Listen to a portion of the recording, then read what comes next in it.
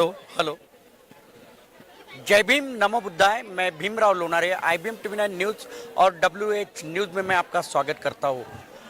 हमारी ये दोनों चैनल के माध्यम से ये दीक्षा भूमि का जो प्रसारण है वो लाइव है। हमारे साथ में अभी ज्ञान ज्योति भंते जी है। ज्ञान ज्योति भंते जी है। जय भीम, नमो बुद्धाय। जय भीम, नमो बुद्धानंग। भंते जी, क्या बताना चाहोगे आप? आज आप 68वें धम्म चक्र प्रवर्तन दिन के अवसर पर दीक्षा भूमि पर आए और महामानव डॉक्टर बाबा साहब आम्बेडकर जी को अभिवादन किए। 68 साल के जो भी 68 साल में जो चढ़ाव उतार आ गए, इस धम्म क्रांति की जो धाराएं चली,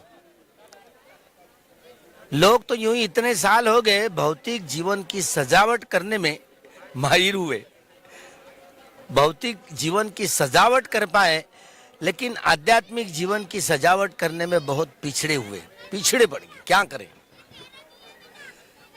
इसीलिए पिछड़े पड़े कि किस सद्धर्म को धारण करने का जो प्रशिक्षा दी जाती है वो नहीं मिला।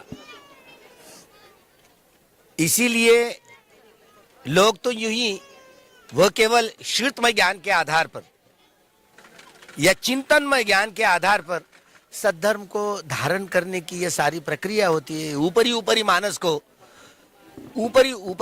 को सुधारने की बात होती है। सुधार बोले तो रिवोल्यूशन नहीं है, सुधारणावाद बोले तो रिवोल्यूशन नहीं है। रिवोल्ट अपने मन को जड़ से बदलना है, अपने मन के स्वभाव को जड़ से बदलना है, तो धर्म की जरूरत होती है। सद्धर्म के द्वारा ये बोधि ज्ञान धारण करते हुए जो कोई व्यक्ति अरिय सत्य का साक्षात्कार करता है, वह स्वयं को बदलने में कामयाबी उन्होंने प्राप्त कर ली हो। वे ऐसे नियमित रूप से वीतरागी, वीत द्वेषी और वीत मोही होकर के ही कर्म करेगा। काया वाचा मन के द्वारा पाप कर्म उसको छू नहीं पाएंगे। यह मनुष्य तो भला बाबा साहब को इस चीज को समझने के लिए 35 साल लगे कि मनुष्य समाज को केवल और केवल भगवान बुद्ध का धम्म ही बचा सकता है और दूसरा कोई माध्यम नहीं है। यूं तो घर घर में, हर बस्ती में, गांव में, शहर में, नगर में, जिले में, राज्य में, देश में, सारे विदेश में तू मैं झगड़े चल रहे, युद्ध ही चल रहा है। तो युद्ध से कोई मनुष्य समाज की क्या हानि होती आई है? हानि होती आई हुई है। तो भला युद्ध से मनुष्य समाज की हानि होती हुई आई है, तो युद्ध से कोई मनुष्य समाज का कल्याण नहीं होता।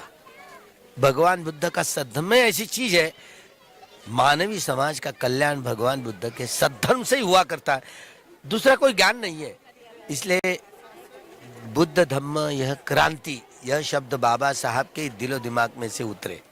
यह महाकुशल चित्त है बाबा साहब का, बोधिसत्व का। बुद्ध धम्म यानी क्रांति, यही मानस के स्वभाव को जड़ से बदलने में यह संबोधि ज्ञान यह हावी हो जाता है, बदल देता है। बदलना बोले तो ये रिवॉल्यूशन बोले तो ये जैसे भौतिक सजावट मार्क्सवादी, लेनिनवादी, माओवादी, जैसे कि सारे जमीन जायदाद उद्योग शासन के अधीन हो, मजदूर के हाथ में सत्ता हो और सारा वैज्ञानिक समाजवाद स्थापित हो, सबको समान रूप से काम करे, तो इस तरीके का भौतिक जीवन सजावट करने की ये बात होती है, एक साइंटिफिक सोशलिज्म वाली। लेकिन भगवान ने इससे आगे बढ़कर भगवान बुद्ध ने कूटदंत सूत्र में अपनी बात को दोहराया। राजाओं को, महाराजाओं को उपदेश देते हुए, महाराज आपके जो भोजन है, अन्न है, वस्त्र है, निवारा है, रोटी, कपड़ा, मकान, शिक्षा और स्वास्थ्य की अपने पुत्रों की जरूरतें कैसे पूरी करती हो, कैसे पूरे करते हो?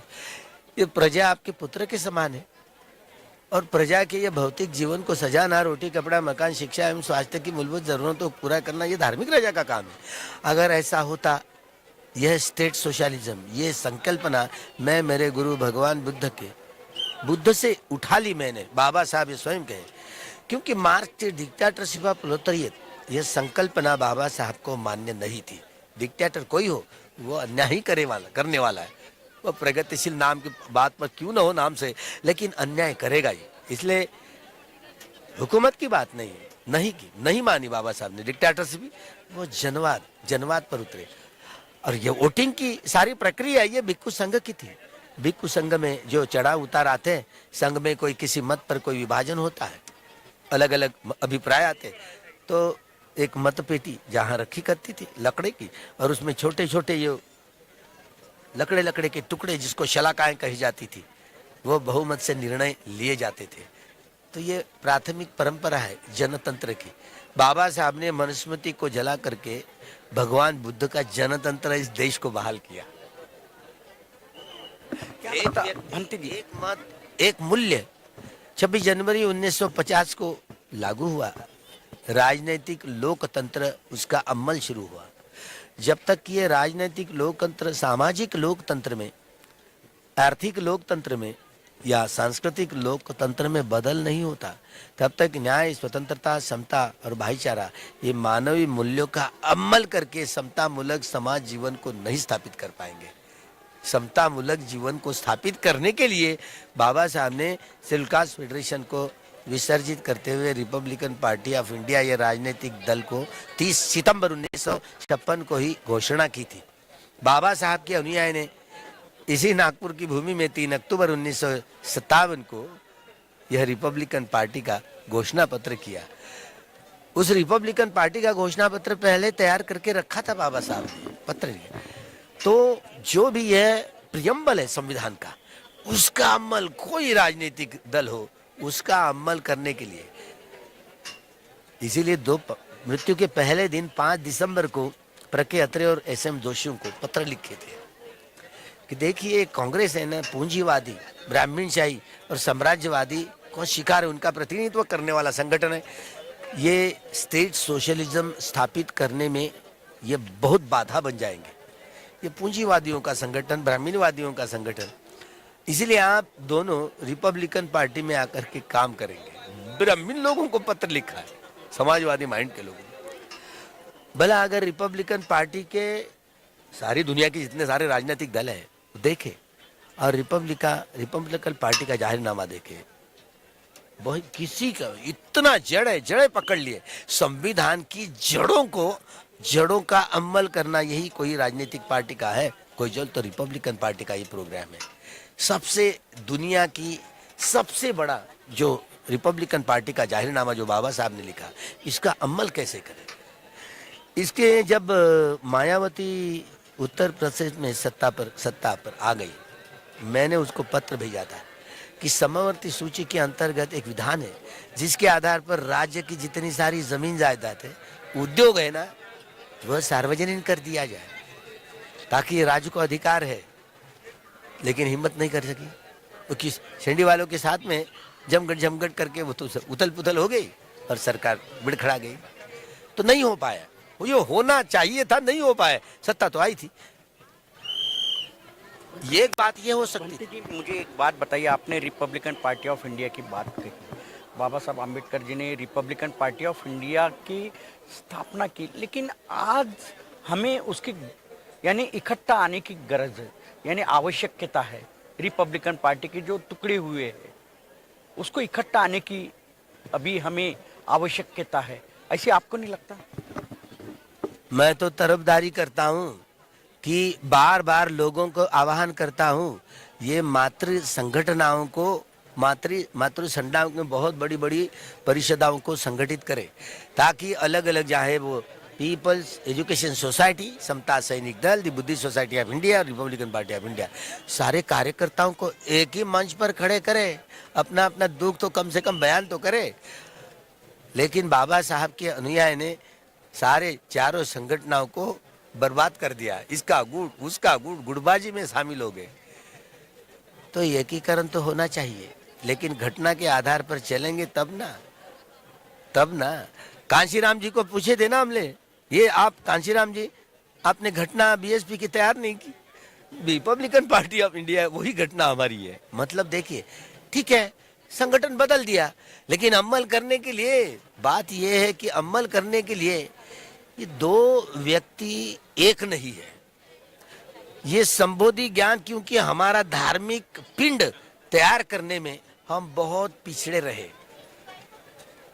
भौतिक जीवन सजाने के बजाय हम लोग अपना धार्मिक पिंड दानं दत्वा शीलं समाधित्वा उपोषत कम्मं गत्वा तं अस्सादिति अभिनंदन्ति। बार बार संगदान करते हुए, दानादि कर्म करते हुए, उपोषित कर्म करते हुए जो अपने मन को बदलने की सारी ये 40 प्रकार के शमत भावनाओं के कम्मठान और विपश्यना कम्मठान का ऐसे सब कार्यकर्ता अभ्यास किया करते, तो संगठनों की यह हालत नहीं बन पाती, नहीं बन पाती। और भी जो भी संगठनाएं बनेगी ना, वो भी टूटेगी, ऐसे ही टूटेगी। मतलब ये अहम है ना, मैं बहुत ये सताता, इतना मार बदन में संचर जाता है। क्या कारण है कि जो आम्बेडकरी संगठना होती है वो यानी इकट्ठा नहीं आती, और अगर संगठना तैयार भी हुई तो टूट जाती है? इसका कारण क्या है? मैं इसलिए इन कड़े शब्दों में बोलता हूँ अभी भी, तुम लोग पापी लोग हो, बाबा साहब की सारी संगठनाओं को बर्बाद कर दिया। मैं आपकी शिकायत में बाबा साहब को करने वाला हूँ। अब लोग तो यूं ही हंस जाते हैं, हंस लेते हैं, लेकिन बाबा साहब तो देख रहे हैं ना, मेरे आखिर पुत्र पुत्रियां क्या कर रहे हैं, है ना। वो तो तुषिता देवता लोक में नजर बनाए हुए बाबा साहब को मैंने कहा कि मैं आह्वान किया था कि बाबा साहब हमारी बात सुने, आपके बच्चों की शिकायत आपसे कर रहा हूँ कि सारी संगठनाओं को बर्बाद किया। देखो, मैं इसलिए फिर जवाब के सवाल इसलिए सवाल पर सवाल करता हूँ कि बाबा साहब के ऋण से अगर मुक्त होना है तो बाबा साहब के ऐसे चारों संगठनों को फिर से पुनर्गठन करना होगा। पुनर्गठन है ना, कब होगा? पुनर्गठन करना होगा। कैसे होगा? अभी मतलब जैसे अभी किस्सा आ रहा है, अभी महाराष्ट्र के चुनाव घोषित हो रहे हैं, 1-2 दिन में शायद लग जाएगी, है ना। तो पता नहीं ऐसे चलते में यह ईवीएम घोटाला इतने सारे विश्व में हो रहा है, एक ही देश की बात नहीं है। अभी हरियाणा में क्या? तो हरियाणा में वही बात हुई है, ईवीएम घोटाला हुआ है इस तरह। हाँ, लग रहा नहीं, अभी कोर्ट में दायर भी हो गया केस, क्योंकि इतना ईवीएम घोटाला हो गया है वहीं पर। तो ये लोग करने वाले, उनके हाथ में सत्ता है। यानी महाराष्ट्र में भी होगा? महाराष्ट्र में भी ईवीएम घोटाला होगा पक्का। अभी यानी आपको ये लग रहा है कि होगा ही।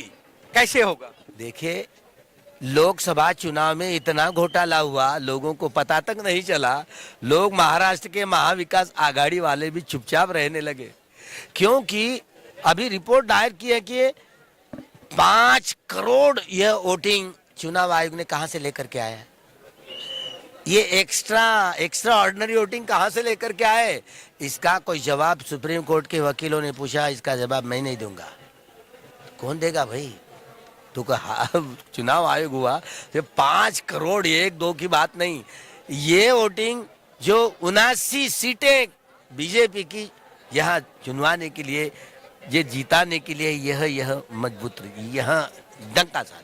अब पता नहीं है, घोटाला नहीं तो और क्या है। नहीं तो इसके कारण तो लोकतंत्र खतरे में आ जाएगा ना। लोकतंत्र खतरे में आ चुका है। अभी 2014 से हम ये अघोषित आनी बानी का अनुभव कर रहे हैं, इमरजेंसी का अनुभव कर रहे हैं। हाँ, अघोषित। यानी महाराष्ट्र के चुनाव के बारे में आपने कहा कि अभी जो विधानसभा चुनाव हुए उसमें भी अभी ईवीएम से मतदान होगा, तो आपने घोषित कर दिया कि महायुति की सरकार आएंगे, यानी देवेंद्र फडणवीस की सरकार आएंगे। नहीं, वो कुछ भी या कांग्रेस की आए या देवेंद्र की आए, कोई मतलब नहीं है। ईवीएम घोटाला है। देखिए, ईवीएम का घोटाला करेंगे वे, और संशय भी, बाधा भी नहीं होने देंगे। ये आपस में इतने मिले जुले हुए हैं, बाधा भी हुई ना तो चुपचाप रहेंगे, कोई नहीं बोलेंगे। इसीलिए घोटाला होगा। और जहां तक के जो मेंबर होंगे, कहीं करके किन किन का घोटाला करना है वो तय होगा। नहीं तो ये जो तीसरी शक्ति उभर करके सामने आई तो चांसेस है तीसरी शक्ति जो ईवीएम हटा वाले बोलने वाली ऐसी अगर शक्ति आई तो काम हो सकता है, बदलाव की बैलेंसिंग पावर रह सकते हैं, बैलेंसिंग पावर। तो पता नहीं महाविकास आघाड़ी भी आई तो हमारा क्या होगा, कुछ नहीं होगा। अभी भी प्राइवेटाइजेशन चल रहा है, प्रयोग शुरू हुआ है, ये टीचरों को भी ठेकेदारी पद्धति शुरू हो गई। विपक्षी लोग क्या कर रहे हैं? पत्ते खेल रही है, सब गोलमाल है, कोई कुछ नहीं बोलेगा। अभी नहीं तो रास्ते पर उतरना चाहिए था, ये बंद करो करके। यहाँ तक शिक्षा में ये मनु का कानून ला रहे हैं, शिक्षा में अभी राम राम बोलने के लिए बच्चों को मजबूर कर रहे हैं स्कूल में, जिला में। ये 14 जो लाख ये स्कूलें बंद हो रही हैं, अब क्या करेंगे जो प्राइमरी। मेरा एक आखिरी सवाल है भंते जी, ये बताइए अभी चुनाव है विधानसभा का, क्या संदेश देना चाहोगे आप? भी सभी महाराष्ट्र की जनता को अभी ईवीएम हटाओ और देश बचाओ, संविधान बचाओ, जनतंत्र बचाओ, इस तरीके की घोषणा करके रास्ते पर उतरना चाहिए। और ये इलेक्शन इलेक्शन ना हो, ये संविधान के कानून के अनुसार 61A के अनुसार यह चुनाव यह मत पत्रिका द्वारा होना चाहिए, बैलेट पेपर से ही होना चाहिए। ऐसे आंदोलन खड़ा करे, बंद करे, सबको मजबूर करे, सभी राजनीतिक दल को। यानी महाराष्ट्र के विधानसभा चुनाव भी ना होने चाहिए, ना होना चाहिए। इसके लिए अब भी आंदोलन शुरू करना चाहिए, ना हो। हम नहीं मानते कि आज जनतंत्र में ये ईवीएम खतरे में जाकर के पिछले साल आए जापान में, वो तो इस्तेमाल नहीं करते। ये EVM is fake, totally fake machine है, ऐसे इस तरीके की बातें करते हुए अमल नहीं करते। और ये चुनाव आयोग ने देश के साथ गद्दारी कितनी की, वो इंटरनेट से जुड़ी हुई नहीं है मशीन, ऐसे उन्होंने कहा। जो मोहम्मद प्राचा वो सुप्रीम कोर्ट के वकील, कलेक्टर से पूछा ईवीएम से जुड़ी है? हाँ जुड़ी है। तो चुनाव आयोग क्यों ऐसा कहते हैं? अरे वो सब तालमेल में है, तो इसलिए मिली भगत है उनका। वो तो जवाब नहीं दिया उन्होंने अभी तक कि ये 5 करोड़ वोटिंग कहाँ से लेकर के आए, आकाश से या पाताल से, इसका हिसाब दो। तो ये फैसला सुप्रीम कोर्ट में गया। अभी ये समता सैनिक दल, ये सारे महाराष्ट्र के लोग और भी रिट पिटीशन डाले ना सुप्रीम कोर्ट में, वो भी गवाही ने रिजेक्ट कर दिया। अब क्या उनसे न्याय, हमको न्याय मिलने की क्या गुंजाइश रखी बाकी? इसीलिए लोगों ने रास्ते पर ही उतरना चाहिए। अभी जब तक के रास्ते पर उतरेंगे नहीं, सब बंद करेंगे। चुनाव ये कानून के अनुसार 61A के अनुसार बैलेट पेपर से ही हो, हमको मंजूर नहीं है ईवीएम हटाओ, जनतंत्र बचाओ, संविधान बचाओ। इस तरीके से रास्ते पर सभी संगठनों, महाराष्ट्र के लोगों को ये ऐलान करना पड़ेगा। तो ये थे हमारे साथ में ज्ञान ज्योति भंते जी। उन्होंने कहना है कि अगर महाराष्ट्र में अगर विधानसभा चुनाव अगर होते हैं ईवीएम मशीन से तो घोटाला हो सकता है, बैलेट पेपर से ही चुनाव होना चाहिए, ऐसे उन्होंने कहा है।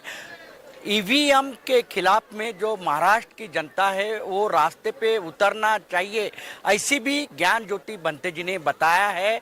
क्योंकि संविधान खतरे में है, लोकतंत्र खतरे में है, ऐसा कहना ज्ञान ज्योति भंते जी का है। ईवीएम हटाओ, लोकतंत्र बचाओ, ईवीएम हटाओ, लोकतंत्र बचाओ, ऐसा संदेश ज्ञान ज्योति भंते जी ने दिया है। भंते जी जय भीम। जय भीम, जय बुद्धान, नमो बुद्धान, जय भीम, जय भारत। जय भीम, नमो बुद्धाय। आप देखते रहो IBM TV9 news, WH news. हमारा ये जो दीक्षा भूमि से हम दोनों चैनल के माध्यम से हम लाइव दिखा रहे हैं और ये हमारे साथ में ज्ञान ज्योति भंते जी थे। नमस्कार, जय भीम।